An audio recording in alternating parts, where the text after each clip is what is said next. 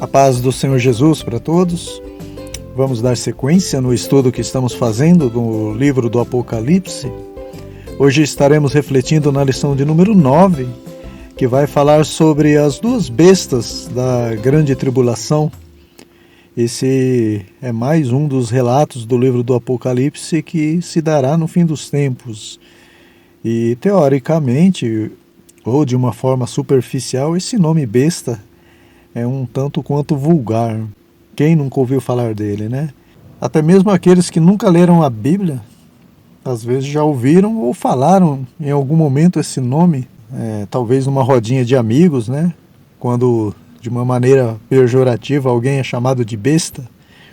Só que poucos sabem de onde vem esse nome, quem realmente são essas duas bestas do Apocalipse e quais as suas características, seus sistemas de governo, como que elas atuarão no futuro.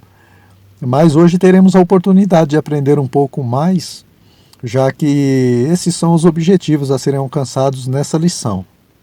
O texto de referência para hoje é o capítulo 13 desse livro do Apocalipse. Os versículos são 1, 2, depois pula para o 11 e o 12. Olha o que João diz após voltar do céu em espírito para o ambiente terreno. Versículo 1. Pus-me sobre a areia do mar e vi subir do mar uma besta que tinha 7 cabeças e 10 chifres. E sobre os seus chifres haviam 10 diademas, e sobre as suas cabeças um nome de blasfêmia. E a besta que vi era semelhante ao leopardo, e os seus pés como os de urso, e a sua boca como a de leão. E o dragão deu-lhe seu poder, o seu trono e grande poderio. Essa foi a descrição da primeira besta. Agora o versículo 11, onde João descreve a segunda besta. E vi subir da terra outra besta, que tinha 2 chifres semelhantes ao de um cordeiro, e falava como dragão. E exerce todo o poder da primeira besta na sua presença, e faz que a terra e os que nela habitam adorem a primeira besta, cuja chaga mortal fora curada. Então é sobre essas duas bestas que iremos refletir hoje.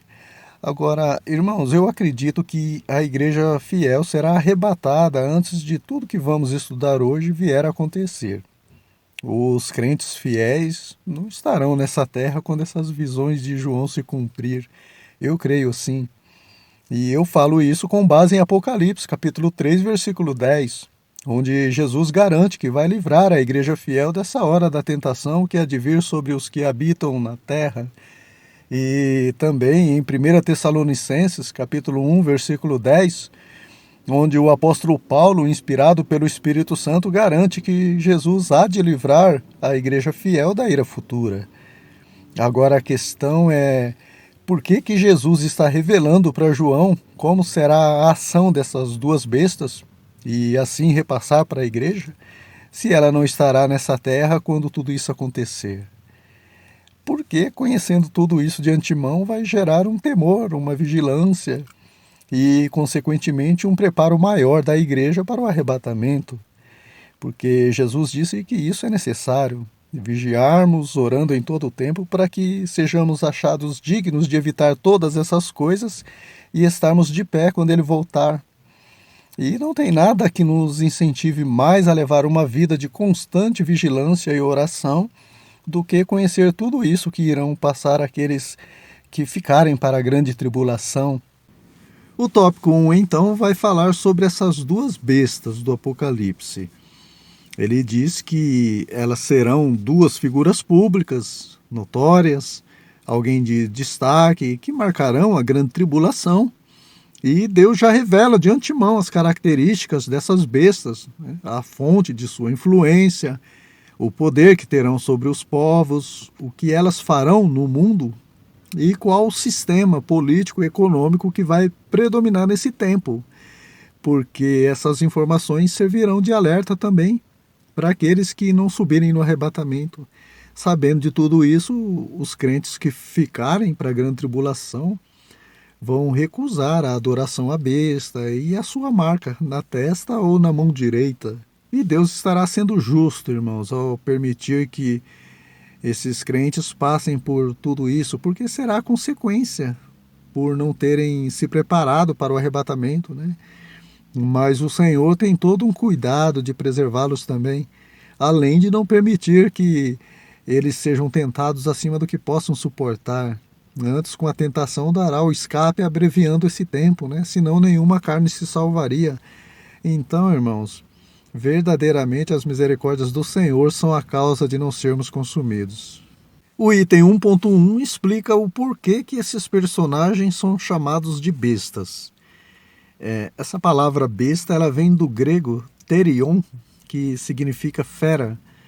Segundo o comentarista, ela foi muito usada no mundo antigo para se referir aos animais perigosos, às criaturas terríveis, sobrenaturais.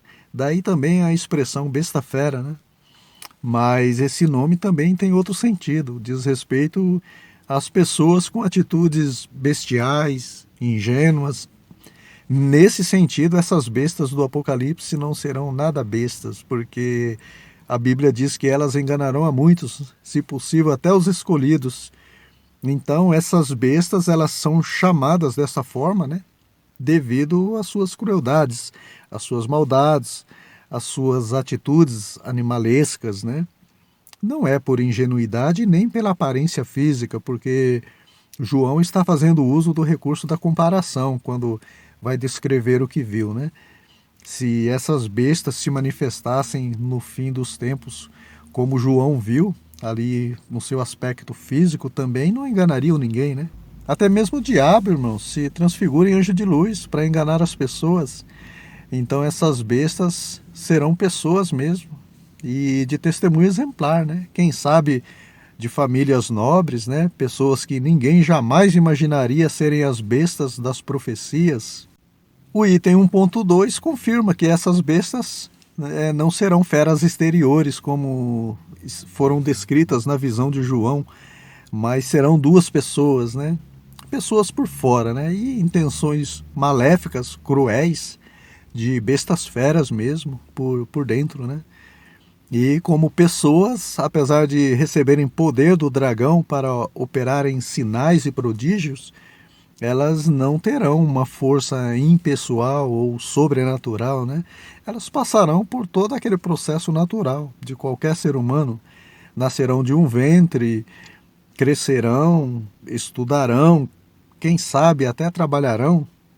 Serão pessoas comuns, até que se manifestem como a personificação do mal, né? Mas, mesmo com todo o poder recebido, o fim dessas bestas será o lago que arde com fogo e enxofre, onde serão lançados vivos, né? Juntamente com todos aqueles que não têm seus nomes escritos no livro da vida e que optaram por adorar as bestas e receberem a sua marca na mão direita ou na testa. O item 1.3 diz que o poder que essas bestas receberão do maligno, do dragão, será tão grande a ponto de fazerem descer fogo do céu à vista dos homens, a fim de enganá-los, né? Irmãos, o diabo ele tem poder sim, mas é limitado por Deus para cumprir algum propósito, né? E é só até onde Deus permite. No Egito você vê os magos imitando os mesmos sinais que Deus operava através da vara de Arão, mas foi só até um certo ponto, né? Só até a cobra de Arão engolir a dos magos. Porque tudo, irmãos, absolutamente tudo, está no controle de Deus, né? E estará também durante a grande tribulação. Mas serve de alerta para muitos, né? Nem todo milagre vem de Deus. E o diabo tem enganado muitas pessoas que vivem atrás de milagres, atrás de sinais. Existem enfermidades, por exemplo, que são causadas por possessão demoníaca. Tem vários registros bíblicos disso, né? E muitas vezes pessoas que estão enfermas por uma ação demoníaca, no anseio de serem curadas, fazem pactos com entidades ou deuses mudos que não veem, nem ouvem, nem falam, muito menos podem curar. E o demônio que está causando essa enfermidade na pessoa, vendo tudo isso, sai daquele corpo. Aí a pessoa aparentemente foi curada, ela pensa que foi curada, que recebeu o milagre, né? Quando na verdade foi enganada, ficando assim mais escravizada ainda, porque na cabeça dela foi aquela entidade que a curou. Vamos para o tópico 2, que vai abordar especificamente a primeira besta da visão de João. A besta que subiu do mar, né? O anticristo. Até agora a gente estava tendo uma visão geral das duas bestas. Agora o comentarista vai destacar a primeira besta nesse tópico 2 e depois a segunda besta no tópico 3. Irmãos, esse dragão de quem a besta recebeu o poder é o diabo, né? Lá no capítulo 12, versículo 9 diz isso. E as 7 cabeças dessa besta diz respeito a 7 montes ou 7 reinos. No capítulo 17, versículos 9 e 10 também diz isso. Então, quando o texto diz que uma das 7 cabeças da besta foi ferida de uma chaga mortal, não está se referindo a uma chaga direta no anticristo, né, como muitos imaginam, mas, no meu ponto de vista, diz respeito a um dos 7 reinos que estaria prestes a sucumbir, mas o anticristo vai restaurar, fazendo com que o mundo todo fique maravilhado, né? Mas, enfim, independente de qual interpretação seja correta, o que mais importa é o que eu posso aplicar de tudo isso sobre a primeira besta na minha vida, para que haja edificação espiritual, né? Porque esse é o propósito principal. O mar de onde essa besta emergiu, de onde ela se levantou, traz um ensinamento para a nossa vida espiritual, irmãos, né? Ele se refere às nações, né? O capítulo 17, versículo 15 afirma isso. Também lá em Isaías, capítulo 17, versículo 12. Então essa besta, ou o anticristo, né, teria saído do meio do povo, né? Talvez eleito, escolhido, levantado pelo povo, né? E eu vejo isso como um regime que iniciou democraticamente e que no final se transformaria num regime totalitarista, né? O povo que rejeitou o verdadeiro Messias, o Senhor Jesus, há mais de 2000 anos, vai eleger o anticristo como o Messias. O que eu aprendo com isso, irmãos? Que mesmo num regime democrático, nós devemos consultar a Deus diante das nossas escolhas, né? Ou seja, um regime democrático, para ser eficiente, ele precisa primeiro ser teocrático, né? Direcionado por Deus. A democracia é o melhor regime que há, né? Sem sombra de dúvidas, tanto que o próprio Deus aderiu a esse regime quando deu o direito ao povo para escolher entre a vida ou a morte, a bênção ou a maldição.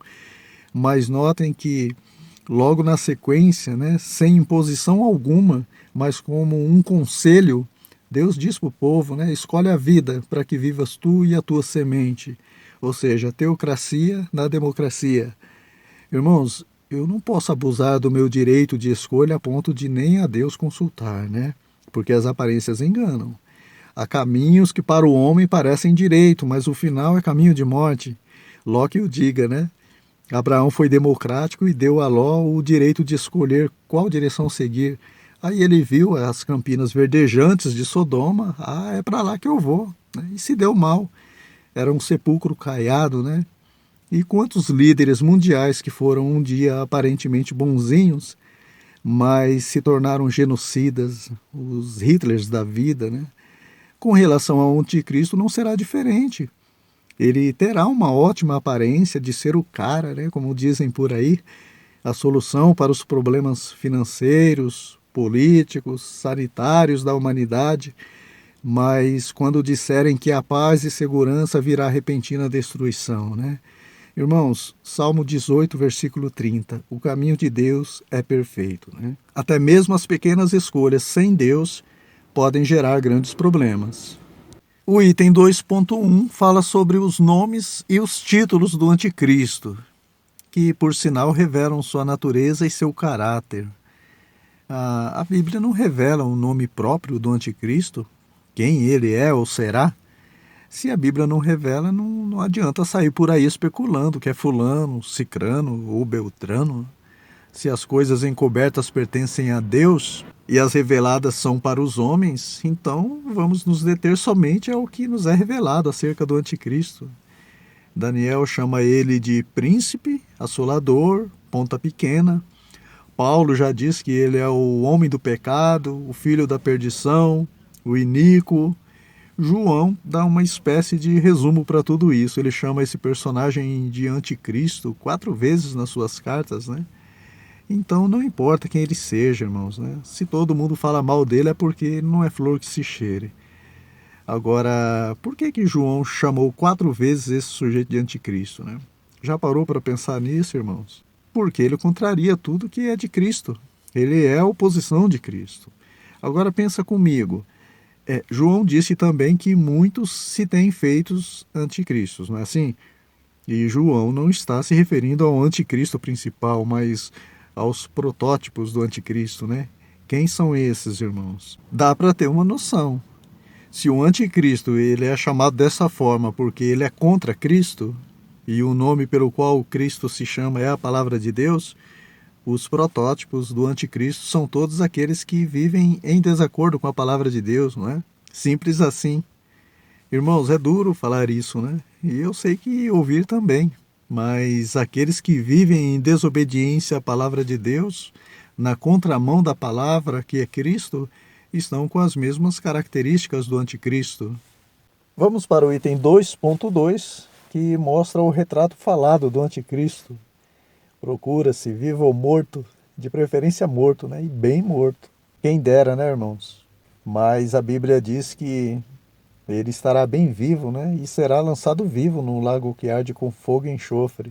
E na visão de João, ele é semelhante ao leopardo, porque será ágil, né? Não vai perder tempo nos seus intentos malignos. Ele terá também os pés como de um urso, por possuir um governo muito forte.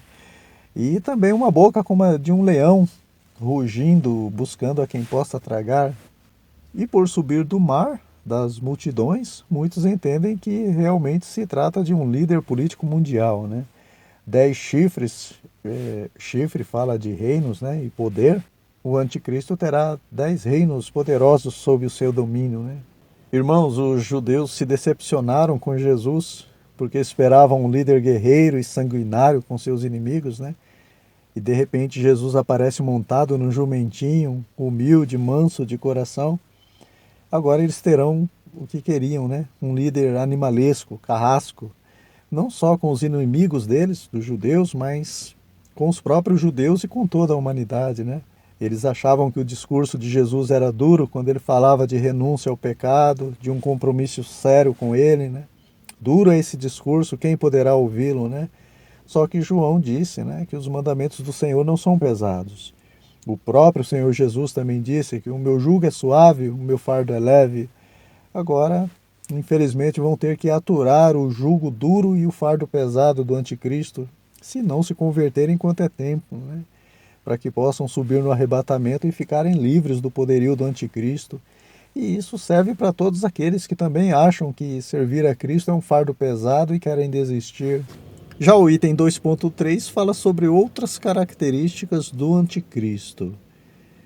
Embora Deus não tenha revelado a identidade do anticristo, o Senhor nos dá várias outras informações acerca dessa que é a primeira besta, né? Ele será um grande orador.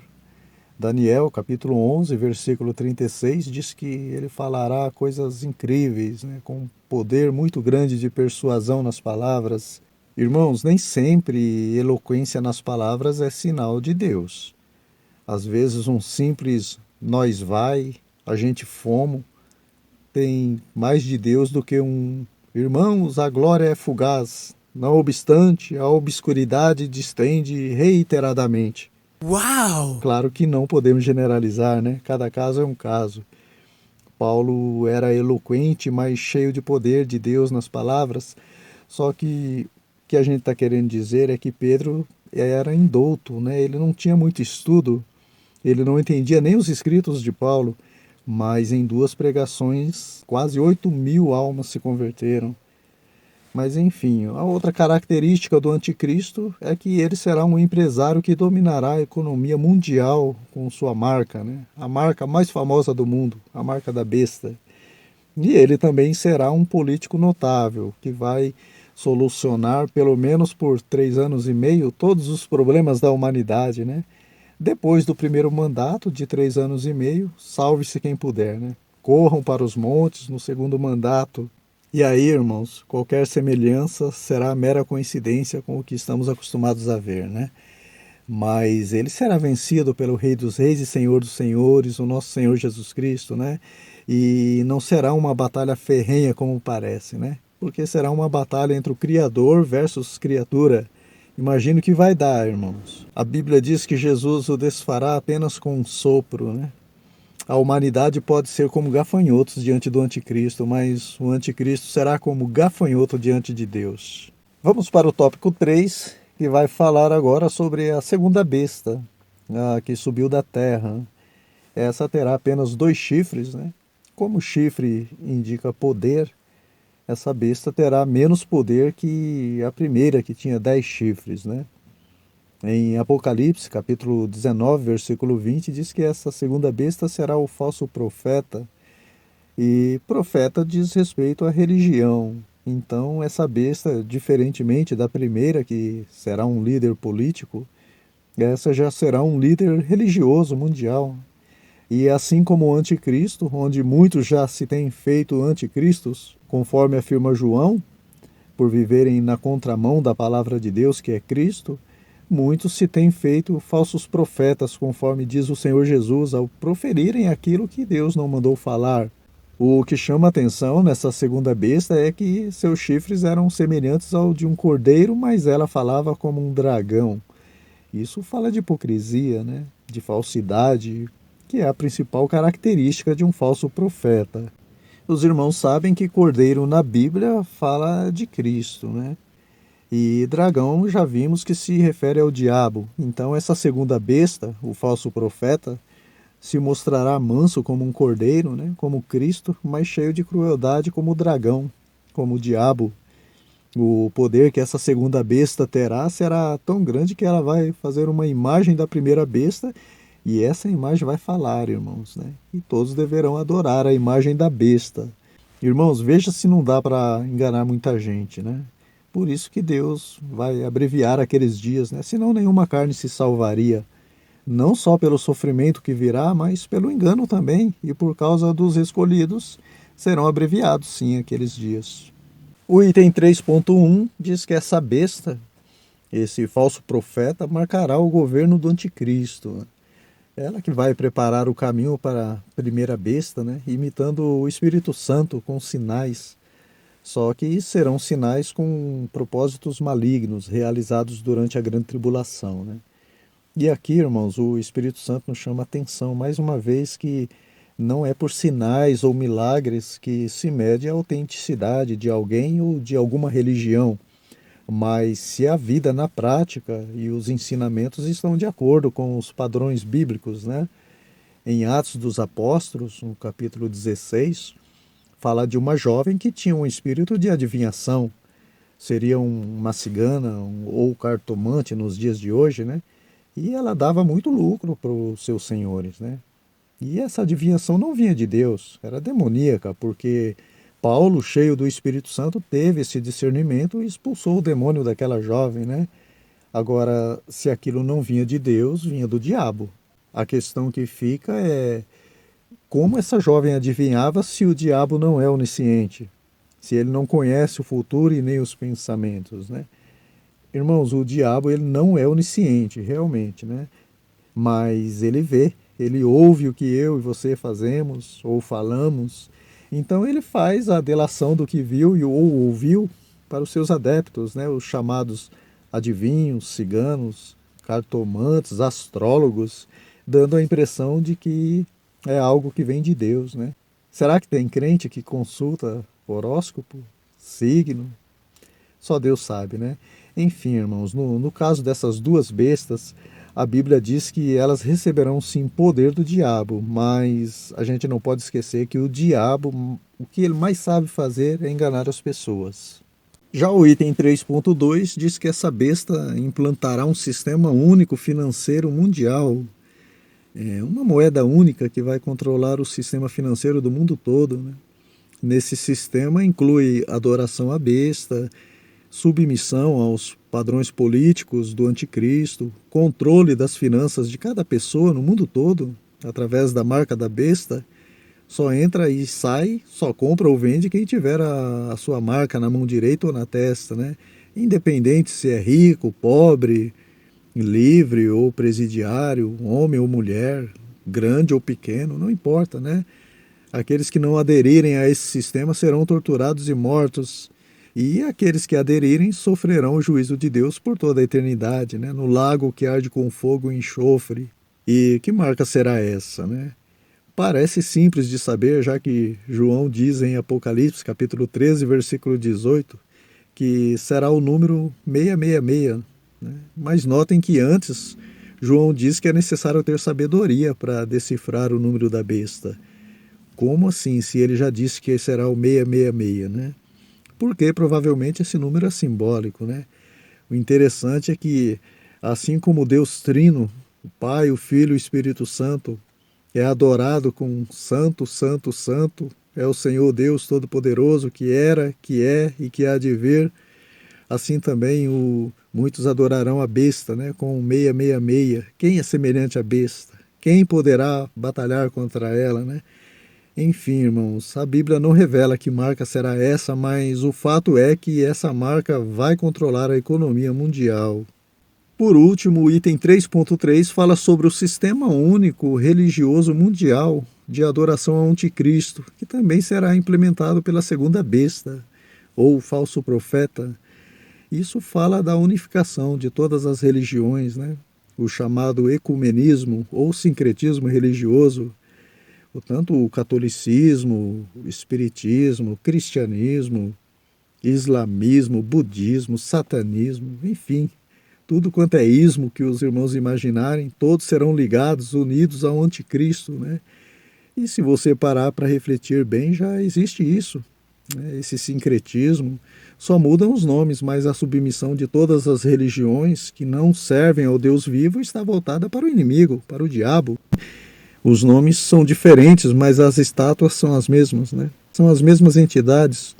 E há variados nomes de imagens e religiões justamente para atraírem todas as pessoas sem Deus, né? Todo tipo de simpatizante.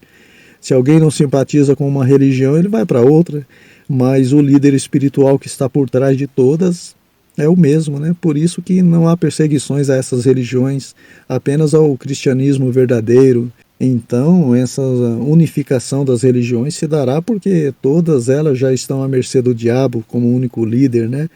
E o nosso dever, irmãos, como cristão, é falar do amor de Deus para todas essas pessoas, né? Só que com prudência. Paulo, escrevendo a Tito, ele foi bem claro, né? Ao homem herege, adverte uma ou outra vez apenas, né? Depois evita-o. Ou seja, devemos pregar a palavra de Deus e amar a todos, mas sem nos misturarmos com as práticas mundanas dos incrédulos, nem com as pagãs dos hereges. Na verdade, são eles quem devem se converter ao cristianismo verdadeiro e se unir ao corpo de Cristo, né?